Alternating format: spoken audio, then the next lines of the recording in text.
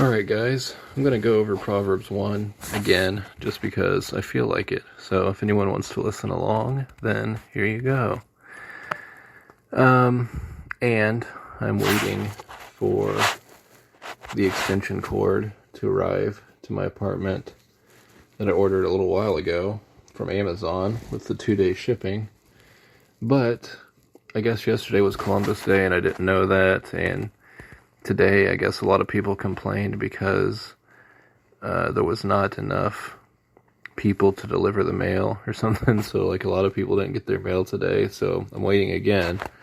But hopefully tomorrow it'll come. So, I don't know where I'm going to go from everything and study-wise. But, you know, I do want to focus on Proverbs more. I said this is kind of a project that I want to focus on if I can, until I feel like I can perfect a good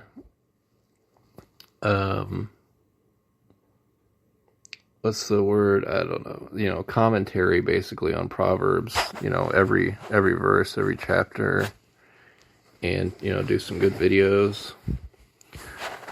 Anyways, verse 1 says the Proverbs of Solomon, the son of David, king of Israel. Okay, so David was the king of Israel. Solomon, but by being the son of David, the king of Israel. And Israel, we know, is a nation. Obviously, it was a nation that had a kingship. But at the same time, in the New Testament, we know, like, Israel's like the people of God. And anyway, just interesting there. To know wisdom and instruction, to perceive the words of understanding. To know wisdom and instruction. It sounds kind of interesting. It sounds, to say to know wisdom, it sounds kind of like, I don't know. And I'm kind of listening to things in headphones as I'm reading this, so I thought maybe it would kind of calm me, but it might kind of distract me too. But I think to know wisdom means, to know the wise way, to know the right way, to know God's way, the instruction on how to live, basically. To perceive the words of understanding.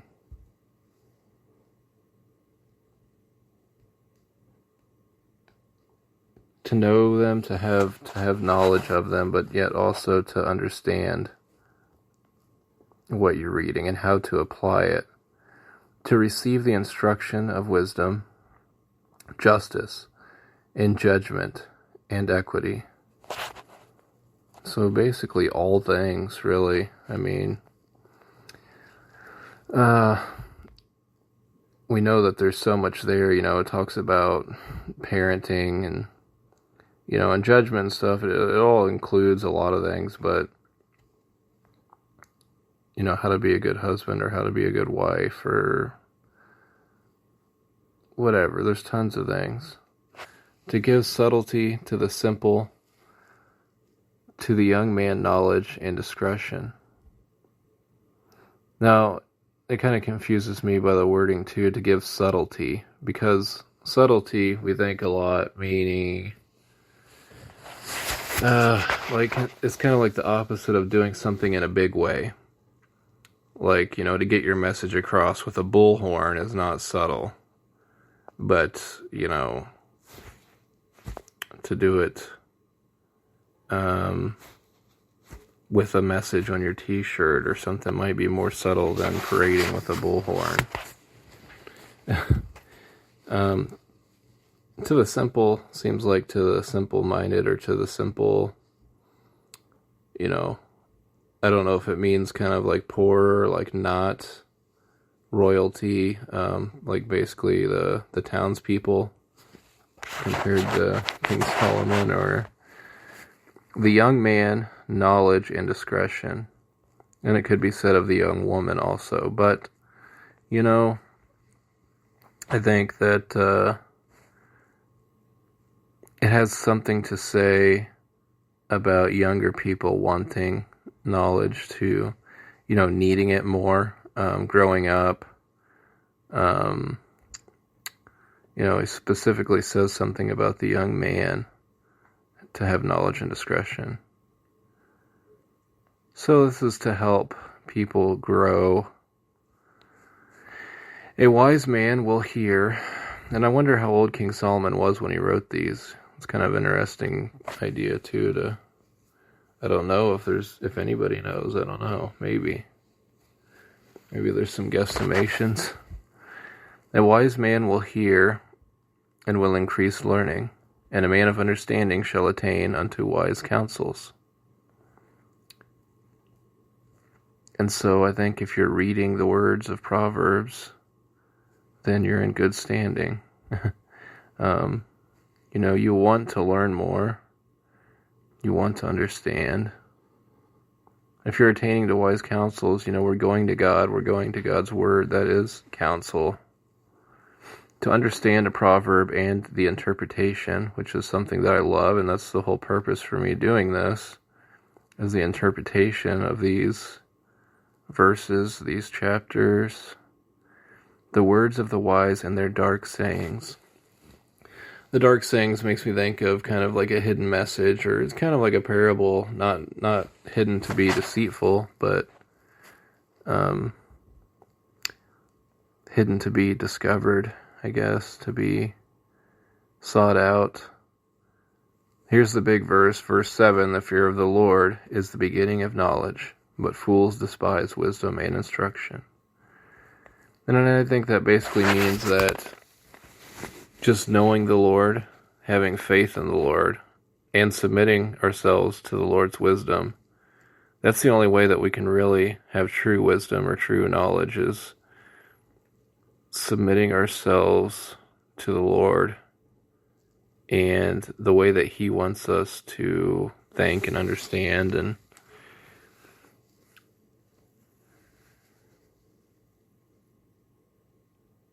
fools despise wisdom and instruction because they hate the Lord. They don't have the fear of the Lord. My son, hear the instruction of thy father, and forsake not the law of thy mother. For they shall be an ornament of grace unto thy head, and chains about thy neck. It's important that parents give us, they give us important life lessons. They shall be an ornament of grace unto thy head. My son, if sinners entice thee, consent thou not. If they say, come with us, let us lay wait for blood, let us lurk privily for the innocent without cause. Let us swallow them up alive as the grave, and whole as those that go down into the pit. We shall find all precious substance, we shall fill our houses with spoil. Cast in thy lot among us, let us all have one purse. My son, walk not thou in the way with them, refrain thy foot from their path. For their feet run to evil, and make haste to shed blood. Surely in vain the net is spread in the sight of any bird. The net is spread in the sight of any bird. And they lay wait for their own blood. They lurk privily for their own lives. So are the ways of every one that is greedy of gain, which taketh away the life of the owners thereof. And I read through that kind of quickly, but that's because I'm just trying to see how many verses are kind of together in this thing.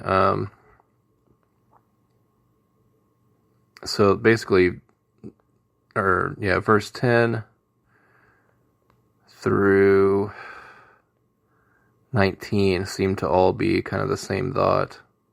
So 9 verses straight right there. That all kind of goes together.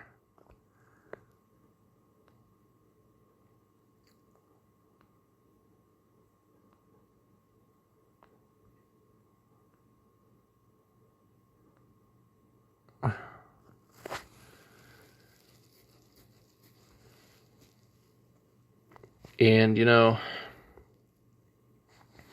we say, if sinners entice thee, consent thou not. And then he says, if they say, come with us, let us lay wait for blood. Let us lurk privily for the innocent without cause. Let us swallow them up alive as the grave, and whole as those that go down to the pit, etc., etc. Basically, let us kill people and steal all their belongings. I don't even know if that's exactly literally what he's saying. If people come up to you and say these exact words, don't consent to them, it could just be kind of more of a general idea of the wicked, any kind of sinners that entice you for any kind of sinful actions, or basically that,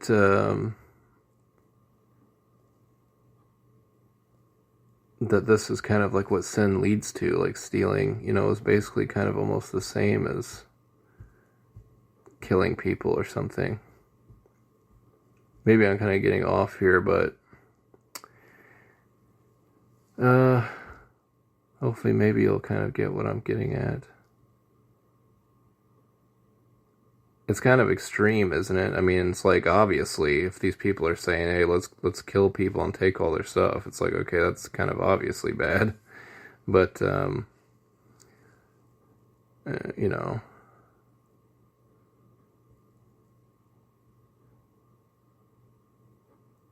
let us lay wait for blood. Let us lurk privily for the innocent without cause. It could just be meaning devising plans to do wrong to anybody in any kind of way.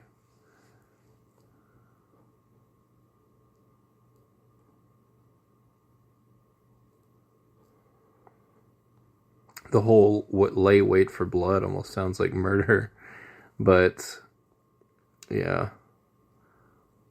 Let us lurk privily for the innocent without cause. Without cause. Just to do harm to people just because. Let us swallow them up alive as the grave, and whole as those that go down into the pit.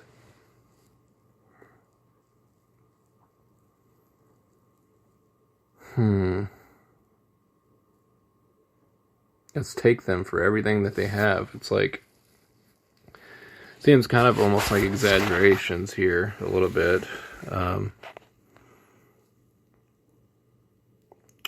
But we shall find all precious substance. We shall fill our house with spoil. Cast in thy lot among us, which basically just means join us. Join us. Let us all have one purse. My son, walk not thou in the way with them. Refrain thy foot from their path.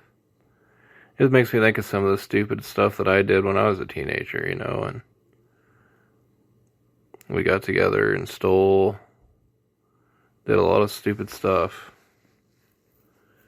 And yeah, it obviously could have saved me a lot of trouble, but it could have saved a lot of other people a lot of hurt too. Not trying to think about myself. It's just not good at all. For their feet run to evil, and make haste to shed blood. These people are just looking for trouble. If somebody comes up to you and tries to get you involved in some kind of mess like that,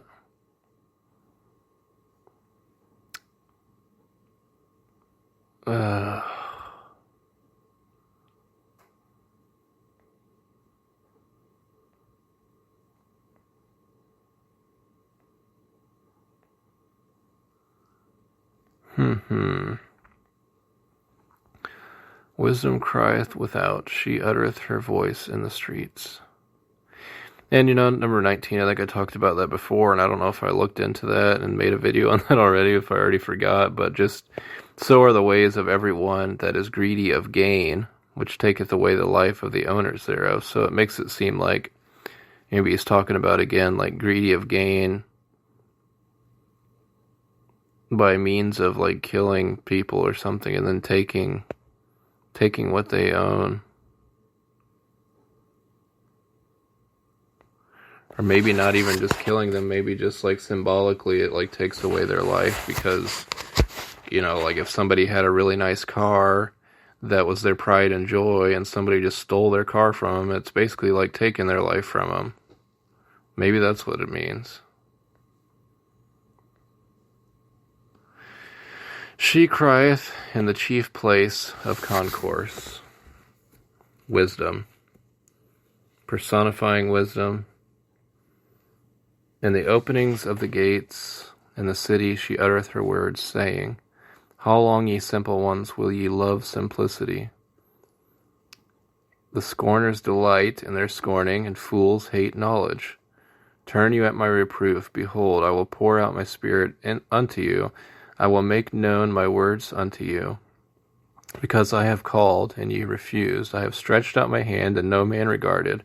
But ye have set at naught all my counsel, and would none of my reproof. I also will laugh at your calamity. I will mock when your fear cometh. When your fear cometh as desolation, and your destruction cometh as a whirlwind. When distress and anguish cometh upon you, then shall they call upon me, but I will not answer. They shall seek me early, but they shall not find me. What does it mean that they shall seek me early? It'd be like late if it was already too late. I don't know, but basically, I don't know if there's a different kind of meaning for that. Then they shall call upon me, but I will not answer. They shall seek me early, but they shall not find me.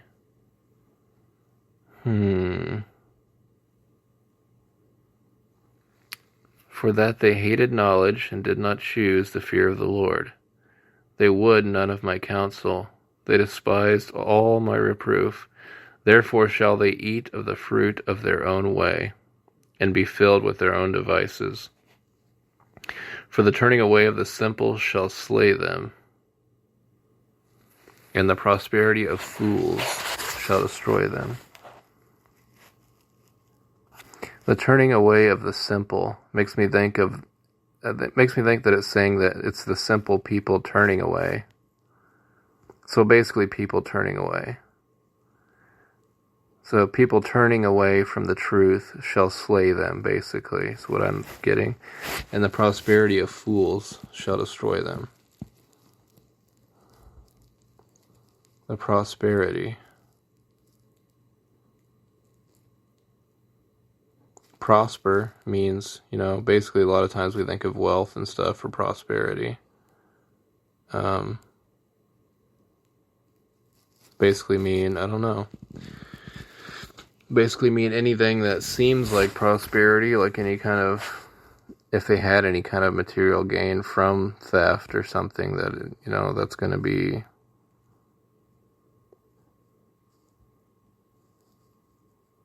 that will destroy them, or I don't know. I'm probably overthinking this too much, and I'm getting different ideas. The prosperity of fools shall destroy them. It also makes me think that what if fools were to come into power and basically gain prosperity in that way, because we read about that like in Proverbs too, about how like foolish leaders destroy the people. And the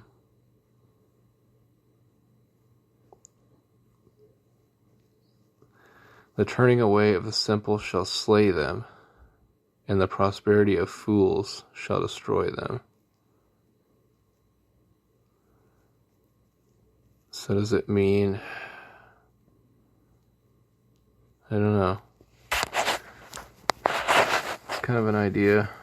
But whoso hearkeneth unto me shall dwell safely, and shall be quiet from fear and evil. That's what we want. We don't want to be destroyed by the prosperity of fools, or Slade. I don't know. There really is a lot there in Proverbs 1. There is that nice little section talking about don't follow when sinners entice you. There's a little introduction at the beginning. This one's kind of an easy one to break down into parts here. Alright, so that's going to be it. God bless.